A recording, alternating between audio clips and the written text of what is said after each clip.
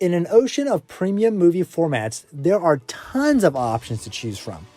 Every company out there bombards you with what they say makes them better than the competition. But is what they're saying actually true? Since the explosive box office returns of Avatar in the IMAX format in 2009, the amount of premium movie formats across the world has expanded dramatically. Those of you who live in bigger cities have a ton of options to choose from, while those in more rural areas might only have one or two theaters to decide upon. We all love movies, but maybe you're not sure which format to choose. With big blockbusters coming up, where should you go?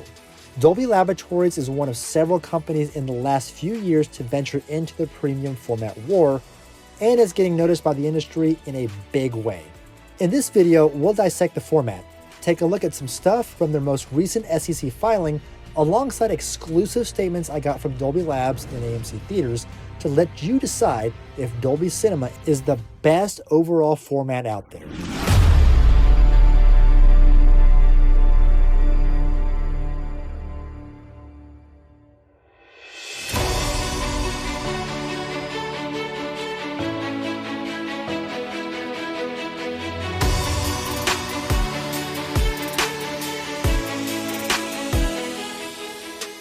Thanks for checking out Movie University. Since you're already here, hit that subscribe button for me and consider purchasing MU swag to help me grow. You might have heard of a little company called Dolby. They're synonymous with sound fidelity, particularly surround sound. 2 years ago, I did a video explaining the Dolby Cinema format, and since then, the premium format wars have heated up just a tad. If you followed me over the years, you know I'm a huge fan of Dolby Cinema at AMC. While there are a couple of smaller chains I think offer a more pleasing and luxurious experience because they have bars and deliver food to your seats, those theater chains are smaller and only in a few cities. Dolby Cinemas at AMC are more spread out across the US and are around the world and still provide a superb movie-going experience. Expanding off my last video, here are 8 things you should know about Dolby Cinema. Number 1. In April 2015, Dolby Laboratories and American Multi-Cinemas, otherwise known as AMC Theaters, joined forces and released this press statement announcing the joint venture to create Dolby Cinemas.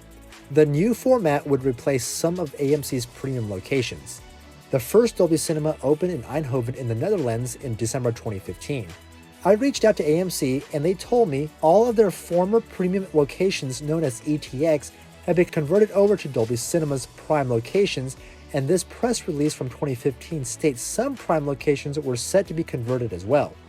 Even with AMC's 630 locations in the United States, there are currently only 148 Dolby Cinemas in the US. Number 2. As you'd expect, Dolby Cinemas have incredible sound. Dolby released the Atmos format in 2012. Building off traditional surround sound of having speakers all around you, Atmos added speakers above the viewer to create a true spatial harmonic sound format.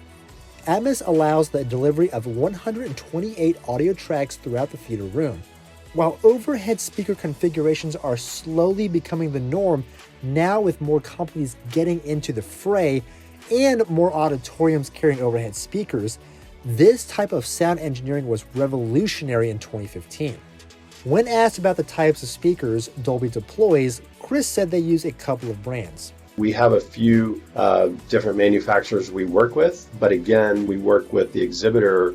They may have a preference on what speaker system they'd like to use. We do have a Dolby Cinema specification that those speakers have to meet, and that specification is beyond that as well. It's about the acoustics of the room, it's about the sight lines of the room, it's about the brightness on screen. It's about the design elements as well. It needs to meet all the specifications. And one of those is the output, the sound output on those speakers. And so if the speakers can handle it, produce that spec for us, then we're fine with using that speaker system. We have our own speaker line. We have installed it in a lot of Dolby Cinemas as well. So it's our SLS Dolby speaker line.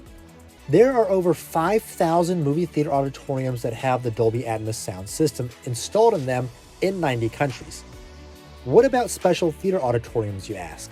Not all theater rooms are the same, such as the Odeon Theatre in Leicester Square in London. While all speakers put into a theater room are custom designed for that room, Dolby puts a little extra TLC into specially designed rooms like the one in Leicester Square. If you take, for example, Odeon Leicester Square that we did with the chain in London, Odeon, that room was a pretty special room. It was originally about 1,600 seats. It had a balcony in it, and it was a very, very large room from a volume standpoint. And that was a pretty serious speaker design system, and we used actual line arrays, which are those kind of speakers you see if you go to a concert these days and they're on either side of the stage. It's a bunch of little speakers that are kind of stacked on top of each other. So we use those line arrays there to get the sound throughout that room, just because the room was so huge. But if we go to another room that maybe is a quarter of that size, we will provide or install the right type of speaker for that room. So sometimes it's not easy, but it is the best way for us to produce the best sound in that room. Number 3, while the audio is impressive, I know a lot of you care more about how the movie is going to look on screen. Have no fear, as Dolby deploys dual 4K Christie laser projectors. The projectors have been calibrated to show color and brightness in Dolby's signature Dolby Vision high dynamic range color grading. Dolby Vision is superior to HDR10, HDR10 Plus, and HLG. Dolby Vision shows contrast 500 times better than HDR10. The projectors can show pure black levels, have expanded color, and offer twice the brightness over your typical theater projector. Black levels in contrast with Dolby Vision are impressive because most projectors use standard bulbs in them, and their black levels actually look more like a dull gray. Really compelled when I saw the technology available through Dolby. Dolby Vision offers a lot of artistic possibilities that digital has not in the past offered. I thought that the high dynamic range, the deep blacks, the bright highlights added to the photorealism of the film. If you want to know more about high dynamic range coloring, I have a video on that subject in the description below. Number 4, quite a few of you have raked me over the coals for the last couple of years for getting this one wrong. Dolby Cinemas can and do indeed show movies in 3D. The dual 4K projectors in their projection rooms can show the format. However, as Chris states, US audiences don't care much for 3D, while the international market seems to have embraced the technology a lot more. Every Dolby Cinema around the world, and there's 247 locations today, everyone is capable of 3D. There are, some people that choose to show 3D and some that don't. The US audience actually is not as excited about 3D as the rest of the world. Actually, in like France and China, a majority of the movies are shown in 3D. AMC, as you noted, doesn't choose to show 3D. But there have been some movies that we chose to show in 3D at certain locations, like Lion King, I believe, was in 3D, Alita, Battle Angel, and Gemini Man. We brought back Titanic in 3D. So it's capable of 3D, and if you ever get a chance to see Dolby Vision 3D, it's pretty spectacular. Chris also talked about what makes Dolby Cinema's 3D projector technology better than most when it comes to brightness and contrast. Typically, the brightness on 2D is 14-foot lamberts or 48 nits of brightness, right? With 3D on a standard in a standard auditorium is somewhere between 3 and 7-foot lamberts. So it's about half as bright, if not less, for 3D. With Dolby Cinema, our 2D is 31-foot lamberts or 108 nits of brightness, but our 3D is actually 14-foot lamberts of brightness. So a lot of people complain about how the images are dark or there's this, blurriness or windowing effect. But, our 3D is as bright as a normal 2D image would be. And also because we use 2 projectors, we are producing the image for the left eye out of the left projector and the right eye out of the right projector. And what that does is it eliminates the flashing or as I say, kind of the screen door effect. We use a technology called color separation. So the left image is actually producing the image at a little bit of a different color wavelength than the right image. And the glasses take that into consideration and provide a 3D image based on that. Number 5. Have you ever had one of those instances where you could hear the movie that was playing next to yours? It wasn't overpowering or anything, but you could probably hear the muffled explosions coming through, and if it was an older theater, you could probably make out people shouting at each other. Have no fear, Dolby thinks that's annoying too. We create a set of plans for every Dolby Cinema that we do, and we work with the architects and the general contractors when they're building the cinema, or if it's a retrofit, we work with them as well. There's a certain level of sound absorption material that we put on the wall. In certain areas, like behind the screen, may require more, and in the back wall may require less. Number 6, when you're watching something on TV, you can have it in all of its 4K HDR glory, but if you haven't calibrated the screen for your room, then you know you're missing out. Similarly, a quality projector is great and all, but what about the material the image is being played on? Chris gave a little insight into the material Dolby uses for its screens and how they custom make them for a specific theater room. So our screens are standard screens that you find anywhere else. We don't use silver screens. Sometimes you can not get a uniform picture. So we work with the major screen manufacturers. The screen material itself is a vinyl material. It's typically, it's perforated, so the sound goes through, of course. Then in some cases we may use a screen that has a gain. So gains can be from like 1.0, which is basically a matte white screen, to like maybe up to a 2.2 gain. And that helps with getting a brighter image on screen. And we may do that if it's in a very large room with a very large screen. It's a very uniform image across the screen, so you don't get any hot spotting. No matter where you sit in the auditorium, you're going to get the same picture on screen that anybody else does. Number 7, what about the comfort of taking all this in? The seats in a Dolby Cinema are a nice, comfy black leather that recline. They've got a plastic control panel on the side to recline. This is not really an annoyance, but something that sticks out to me are the angle with which the seats recline. The legs only come up to about 40 degrees instead of a almost 90-degree angle like you'd have in a home recliner.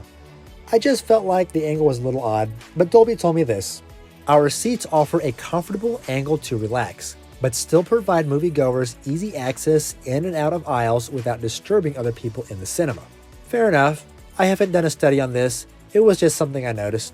Number 8, Dolby isn't stopping at the cinemas to prove to you they're the best when it comes to watching movies though. Over the last couple of years, TV manufacturers have sought to become Dolby Vision and Dolby Atmos certified with their televisions and sound systems. When you buy a product that has their logo on it, you're not just getting a sticker slapped on the side. You're actually buying a bit of Dolby technology, literally. No, we're not just testing the television like some other people do. No, we're actually giving them technology that enables them to have a better picture. And then we also have technology on the head end that helps to produce that technology, produce that content that then goes through there. So Dolby works in the whole ecosystem, right? We have creation tools, we have distribution tools, and we have playback tools. And there's technology all along the way. And that's one of the reasons that broadcasters, CE manufacturers, content creators like us, is because we are in all parts of the chain. And by doing that, we ensure that nothing breaks. As you know, there can be a lot of disparity between different types of technologies as you're going from point A to point B. By Dolby touching all the ecosystem, we're able to provide a great user experience all the way to the end consumer. CCL, Vizio, LG, all those guys, they all have Dolby technology inside of the television. Dolby knows you've got choices, and it needs to fight to get your business. On pages 37 and 38 of its 2019 SEC filing, Dolby states how it's committed to bringing consumers the best movie experience. We must continue to present compelling reasons for consumers to demand our technologies wherever they enjoy entertainment content, while promoting creation and broad availability of content in our formats. So if you have the chance, should you go see a movie in Dolby Cinema? Obviously, yes, by 1000%. The images speak so much louder in Dolby Vision. I was absolutely blown away by the depth and the sense of texture, that we were looking at skies, Roger Deakins and I, that we thought we knew, and then suddenly you see detail and cloud formations that simply you don't see in the other versions. So that has been a real eye-opener. Another thing I do like about Dolby Cinemas over other premium formats is how they have unique entrances to their auditoriums. While not a game changer by any means, It does make you feel special and make you feel like you're going to something premium and upscale since you spent a lot of money, unlike the other entrances to IMAX. You can compare LIMAX and Dolby Cinemas for yourself, as AMC told me they will continue to have IMAX and Dolby Cinemas together at a lot of their locations. Have you ever been to a Dolby Cinema before? What do you think about the format compared to IMAX? Let me know in the comments section below, and be sure to subscribe. This is Movie University, education in cinema.